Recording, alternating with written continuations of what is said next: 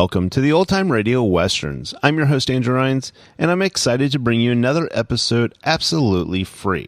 This episode is one of many released every month, totaling over 80 episodes so far. Each one is meticulously digitally restored and stored in the cloud for your convenience, a process that incurs costs. To help cover these expenses, you might hear some advertisements throughout the episode. While we do retain the original commercials for historical authenticity, you may also encounter modern ads, which help keep the lights on. If you prefer an ad-free experience, we offer a couple options. You can listen to the episodes on YouTube. You can also support us by becoming a patron on our Patreon page. For more information, go to otrwesterns.com/donate. Again, otrwesterns.com/donate. I do want to emphasize that we are committed to providing this content to you for free, but also we have to be transparent about the financial realities to bringing this to you. Now, let's get into this episode. This episode is going to be The Lone Ranger. Original air date is August 15th, 1947, and the title is Crooks or Where You Find Them. Thanks for listening.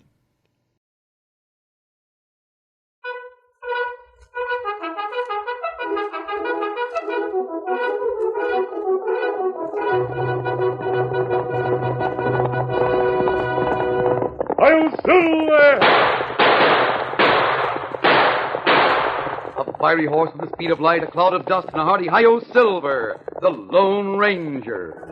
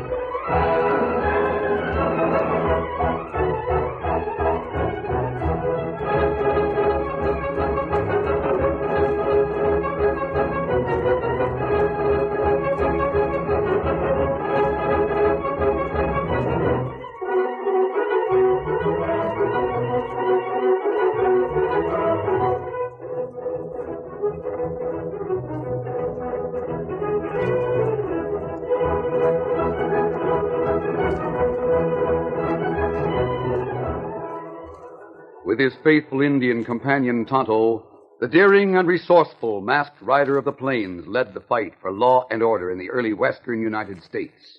Nowhere in the pages of history can one find a greater champion of justice. Return with us now to those thrilling days of yesteryear. From out of the past come the thundering hoofbeats of the great horse Silver.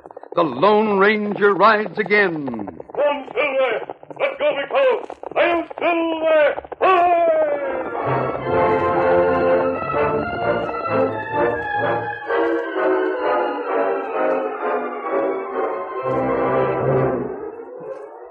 The Lone Ranger and Tonto rode down the winding trail that led into the town of Claymore. I'd forgotten all about this trail, Tonto.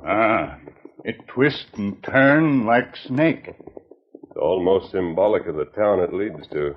You mean Claymore plenty crooked? That's what I mean, Tonto. Unless it's changed a lot during the past few years. Changed some, maybe. But not changed much. If bad men's still there. Did you hear that, Tonto? That gunshot. They came from up ahead. Come on, Silver! Get him up, Scout! After the Lone Ranger and Tonto sped along the snake-like path for a few moments, they saw horses racing around a turn far ahead. Then they cut off the road to the top of a rise in the ground. Oh, Silver! Oh, fella. Kemosabe, you hear? Someone groaning. Easy, big fella. It's down that hill by the mesquite. Come on, Tonto. Someone needs help. Leave the horses at ground hitch. As the Lone Ranger and Tonto neared the mesquite bush, they saw a figure in its shadow. Slumped sidewards, his right hand limp, but still holding a pistol, there lay a middle-aged man whose eyes, even with a vagrant ray of sun shining in them, were dull with the haze of death. He gasped in awareness of the Ranger's approach, but his words as the masked man knelt beside him were inarticulate. They ambushed me. Easy now, easy. Here, let me help you. Take the gun from his hand. Me got it. Kimasabi. Yes? Him not shoot gun. You see? Didn't get a chance to fire. Yes, I know you were ambushed. We saw 3 men riding away. You know who they were? One, I'm sure of. You did see one of them? You know who he was? As What was his name? Larry Cow. Here, let me wet your lips. Your canteen, Tonto. Here. Me help. Thank you. You hear me? Yes, I can hear you. Take a message to Helen. Live in Claymore. I'll find her. What shall I tell Helen? Tell her Snavely. Beware. Snavely crooked. Don't sign. Snavely. Benson. Together. Tell. Beware. Kimasabi. Him dead. Yes, he's gone, Tonto. Poor fellow. I wonder what he meant. It was about an hour later when Tonto brought Sheriff Jim Furlong to the scene of the shooting. The sheriff recognized the dead man instantly. It's Chris Garland. Poor Chris. So they got him, huh? You know who get him? Huh? Well, no, I'm not saying I do. I could make a guess. That's no good. Dad read it. There's no way to fix the proof. Well, he got friend. Maybe him help. What do you mean by that? Well, him say, show you this. Silver bullet. Friend say, give you silver bullet. You know what it mean. I've heard of a masked man that's identified by silver bullets. He's called the Lone Ranger. Way things are in these parts, I sure could use the help of a man like that. I hoped you'd say that. Well, of all... I waited back of this rock, Sheriff, until I found out whether you wanted help. I sure do. Come on, Silver. He's up before. Lone Ranger. Can't believe it. And that's the horse I've heard so much about. Hey, big fella. Sheriff, you said you could guess who killed this man. What is your guess? I'd say the same as everyone else would. Chuck Benson. He runs things in Claymore. Does he run your office, Sheriff? Well, that's not a nice thing to say, but I'm used to it. A lot of people think the same thing. They say I'm as dumb as I look, but they're wrong. Still, that's why they started this here, what they call Claymore Betterment League. What's that? Most of the good living people in town belong, but the Claymore Betterment League was just one man. Chris Garland. A reformer, huh? No, certainly not. Chris wasn't a reformer if you mean one of them fanatical people. He just wanted this town to be good enough for decent folks to live in and raise their families. That's why he started out getting evidence against some of them tin horns that run the cafes and dives in town. Got a lot of them, too. Isn't that supposed to be your job? Yeah. I made the arrest when Chris gave me the evidence. Trouble is, Chris couldn't get evidence against Chuck Benson. Did he ever get Benson into court? No. No, the only thing they can prove against Benson is he's a gambler, and he admits that himself.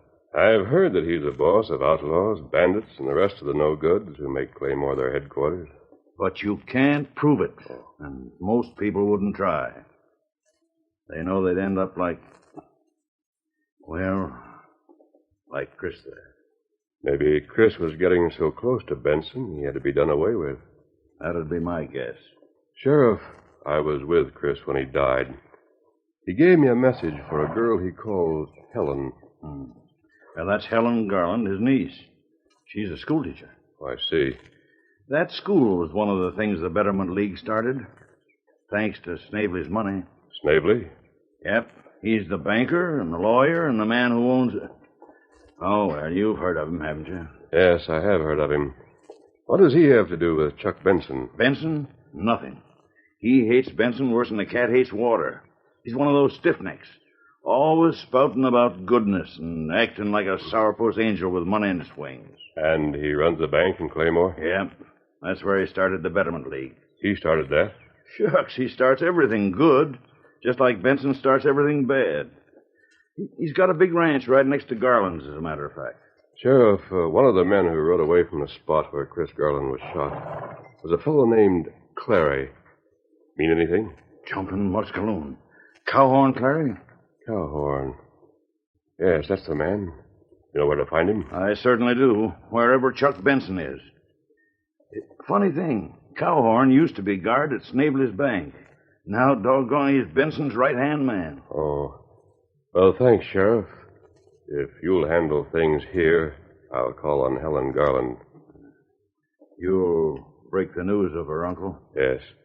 Tonto, I'll go ahead to the Garland ranch. You help the sheriff of the dead man. Then look around town and see what you can learn about Chuck Benson.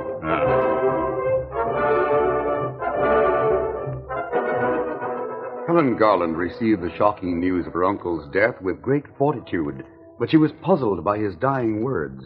You're sure you don't know what he meant? That Chuck Benson and Mr. Snavely were in cahoots.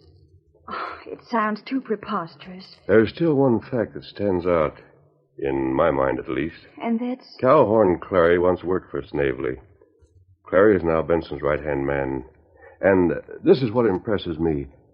Your uncle in his last moments said that Clary was one of the 3 men who ambushed him. 3 men, Miss Garland. It does sound coincidental. Yes, I think so.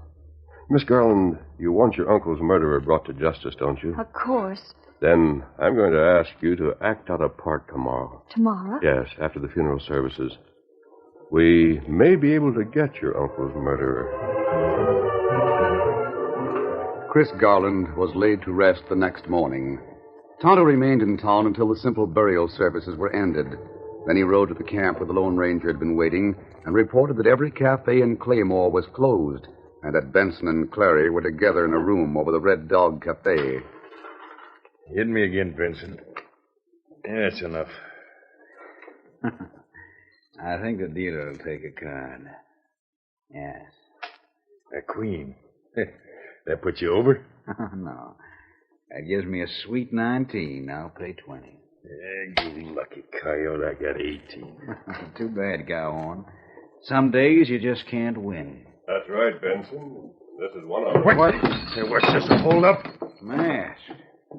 Well, what have we here? Get your hands up, both of you. Yes, you, Benson. What do you think you're doing, mister? Guards, tied up, Kimasabi. Good. A redskin, too. Oh.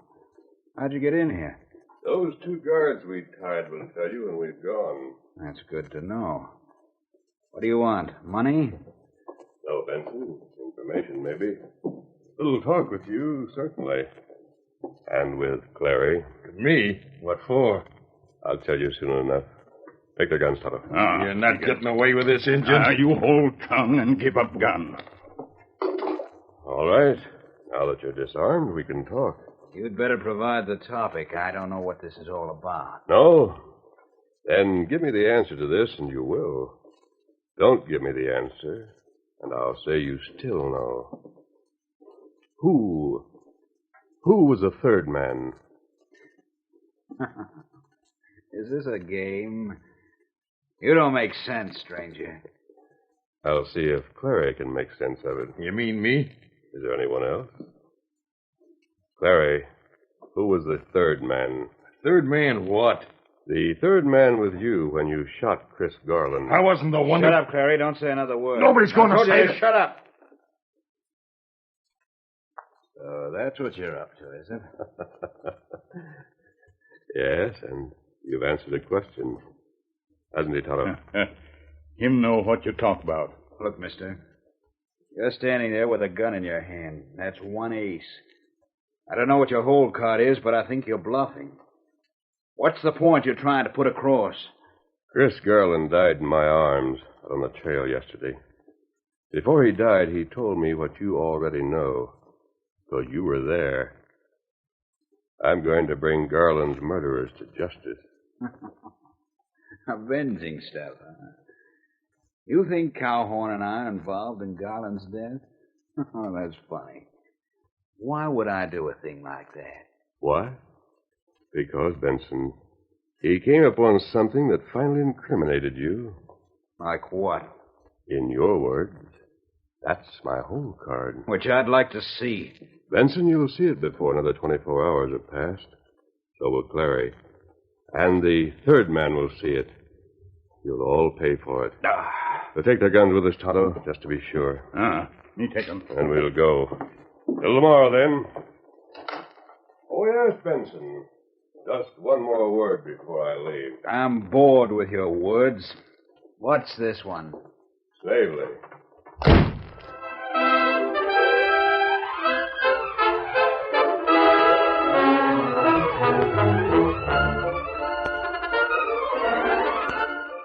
The curtain falls on the first act of our Lone Ranger story. Before the next exciting scenes, please permit us to pause for just a few moments.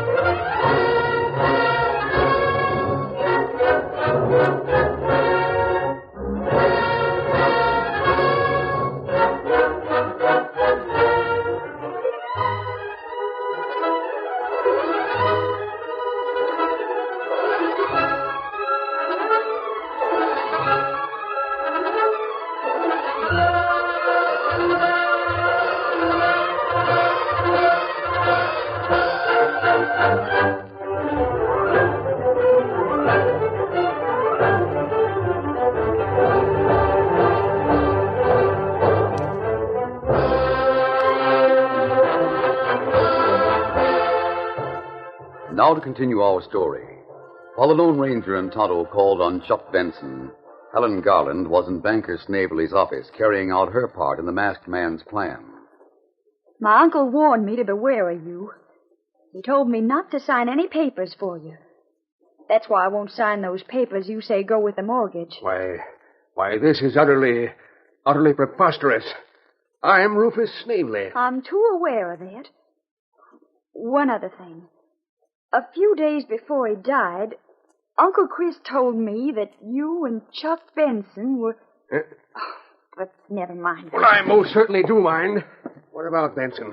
What did your uncle say about me and him? Oh, I'm sorry I mentioned it. Benson was unimportant. You were the one who talked about. Can't believe it. Simply can't. As for your telling me that Uncle Chris left no estate, well, in view of what he told me, how would you expect me to react? Not so insolently. I was not insolent. Well, I shan't quibble. About these papers, Miss Garland, and the mortgage. I'll sign nothing, and accept your word on nothing.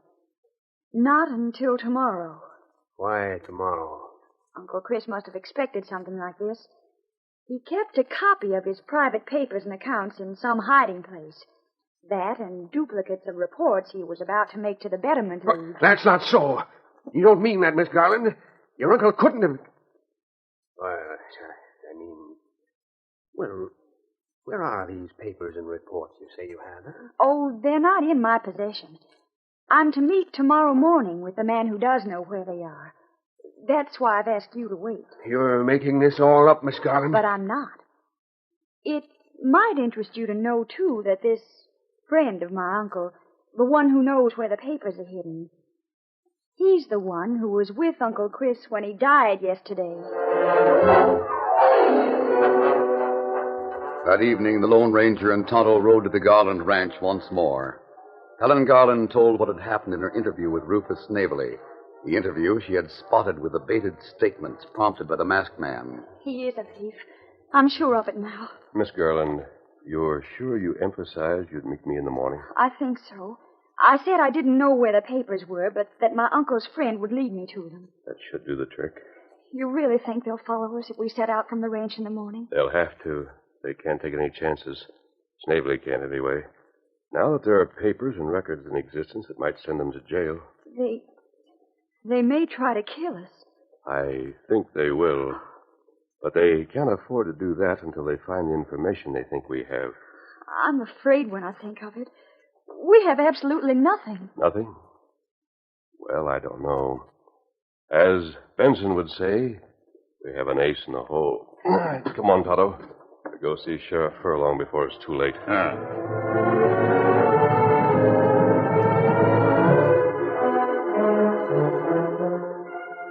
The next morning, when Helen Garland left her home, she was followed by her enemies who remained out of sight as she rode toward an old barn on an abandoned farm. The Lone Ranger had gone there shortly after daybreak and had seen that the sheriff and his men were properly placed. I guess everything is set, Sheriff. Seems to be. Look around and make sure you can't see any of my men. All right. Well, I can't. They're as well concealed as my horse. Left my horse in plain sight, so it'll be mistaken for yours. Yes, that's right. Here comes Miss Helen. Good. You'd better get out of sight, Sheriff. Right. Whoa. Good luck to you, mister. Thanks. Am I late? No, Helen. Who are you following? I couldn't see anyone. Do you think your plan will work? I hope so. We should have company very soon. I'm afraid. Let's go over here. Is that packet on the barrel there the one that's supposed to hold the papers? That's it. We'll sit on these smaller kegs, pretend we're reading the documents. Wait. All right. I'll try not to be afraid. Rufus Snavely walked into the barn, a strange smile playing around the thin lips that scarred his puffy face. He headed straight for the corner where the Lone Ranger and Helen Garland pretended to be lost in the sheets of paper they scanned on the barrel between them. Walking together behind Snavely was Chuck Benson, freshly shaved and nonchalant, and Cowhorn Clary, his fingers playing nervously against his pistol holster. Here they come. 3 we expected. Snavely, too. In front. Remember, no matter what I say, confirm it. I'll remember. Ready? Hello. Who are... Oh, Benson, Clary. And I'm Rufus Snavely, stranger. Oh, Mr. Snavely. What are you men doing here? So this masked man is the friend you told me about, Miss Garland, eh? Yes. This is my uncle's friend. I didn't expect to meet you so soon, Snavely. So you finally come out in the open, huh? What do you mean by that? You know what he means, Mr. Snavely. Uncle Chris told him all the things he'd found out about you. And these papers prove Please, Miss Garland, I didn't want you to mention these things yet. Oh, I'm sorry. So Chris Garland had papers hidden, did he? I told you this, didn't I, Benson? Yes, boss. Leave me out of this confab, will you? I've come to watch, not comment. I want to see how this masked man plays when someone else has the high cards shown. I told you yesterday you'd get yours, mister. Yes, you did, didn't you, Clary? Thank you for bringing the third man. You're referring to me? Naturally. When Chris Garland was ambushed on his way from your ranch yesterday... So you knew he'd been to my ranch, eh? Yes, that's what I was about to tell you. You didn't finish Garland off as neatly as you intended. He saw all of you. You won't have a chance to pin anything on me. Clary, can't you learn to keep your mouth shut? Let him say whatever he wants to, Benson. These two won't live to talk. You're not going Please, Miss Garland, don't be afraid. Mr. Snavely, you're not serious About killing you? I'm as serious as you were yesterday. It surprises you, doesn't it, that a man in my position can be something more than the stilted old moneybags people think he is? No, it doesn't surprise Miss Garland today, Snavely. She's already found out from these papers what you are. I'll read them before I destroy them. After I destroy you. Quite a man, aren't you, working with these crooks? I can't say I haven't enjoyed my role. He hasn't given you full credit, boss. I'll have you know that Snavely isn't in league with any criminals. He heads them, tells them what to do. Oh. I not only own most of the property in Claymore, but I also own the places Benson is credited with owning. Don't I, Benson? That's right, folks. Not only does he own my places, he also cuts in on my profits. And why shouldn't I? I set Benson up. just as I've set up most of the outfits in this part of the country. This is all very enlightening, Snavely. Now, with all your money, then, why did you bother to cheat an honest man like Chris Garland? That snoop. He wanted to get rid of gambling and crooks in Claymore, the fool. So I started the committee because I could keep an eye on him in that spot. But he had to snoop away until he found out, I don't know how, about my undercover enterprises. That's why the three of us... You're not going to pin Garland's killing on me. Let the boss finish the show, Clary. That's why the three of us got together out at my ranch yesterday and tried to buy him off. He had his reports all ready to submit to the committee. So when he wouldn't give in, we rode into town ahead of him, and that's when we decided. You mean you decided, don't you? I noticed that even Benson called you boss. Yes, I decided. If you want to know, I was the one who shot him, too. Like that. I showed him I could do something more than merely supply money. Don't you think you've said enough, boss? We're wasting time now. We came here to do a job, so let's do it. I want to tell them just one more thing, Benson. That's good. Suit yourself. Miss Garland, and you, Masked Man, did you know the railroad is going to run through Claymore? Well, it is. I've known it for a long time. I don't care about any railroad. But this is going to cut right through your property. That's why I had that mortgage fixed up. Those papers with it. After we disposed of your uncle, of course. That beautifully constructed mortgage. So you also go in for forgery. I go in, as you put it, for anything that will line my pocket. When we got back to town yesterday, I made it my business to destroy all the papers your uncle kept at the bank, Miss Garland. I didn't know about these. I thank you for leading me to them. Snavely, I think this has gone about far enough. Yes, I think so, too. Benson, Clary. Hold it. What is this? Snavely, that money you were talking about. What good is it going to do you when you hang from the end of a rope? Don't make me laugh. When you two are gone, there'll be no one who can point the finger of suspicion at Rufus Snavely. Except all the crooks you've been associated with. Still, it may interest you to know that Miss Garland and I are not going to die. You brazen idiot. Now, listen to me. Benson. I'm listening. Remember that whole card of mine you were asking to see? What is it? A black deuce? No. It's the case ace. Snavely, you're the worst kind of a fool. You've done more foolish things than I thought you would. You're stupid, too, Benson. And you, Clary, you... Anybody thinks he Shut can... up, Clary. Boss, I think we'd better get rid of this fellow right now. It's too late. You forgot something. You should have remembered, Benson. What? That I had an Indian with me yesterday. That's right, you did. What about him? You three followed Miss Garland out here. You were also followed. We wanted to hear you tell us things that weren't on any paper that we had here.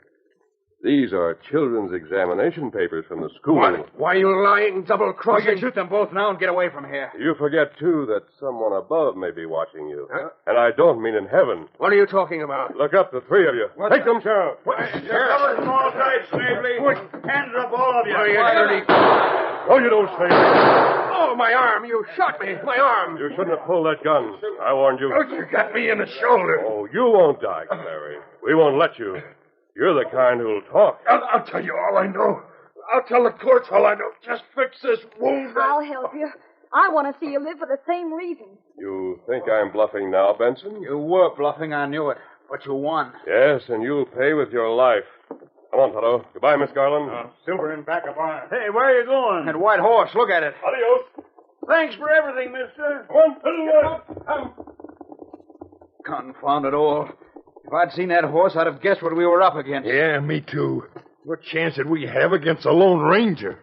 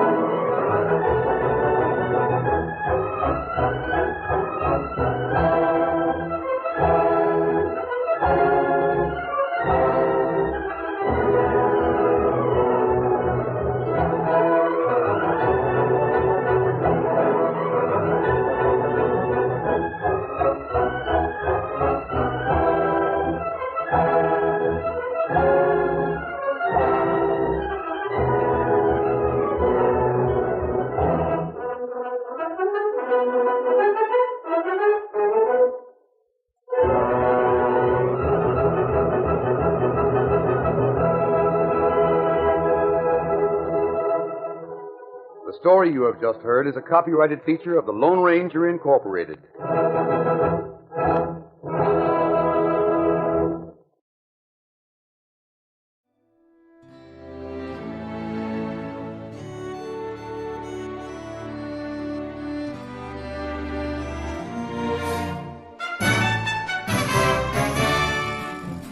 This has been a presentation of OTRWesterns.com, and we hope you enjoyed.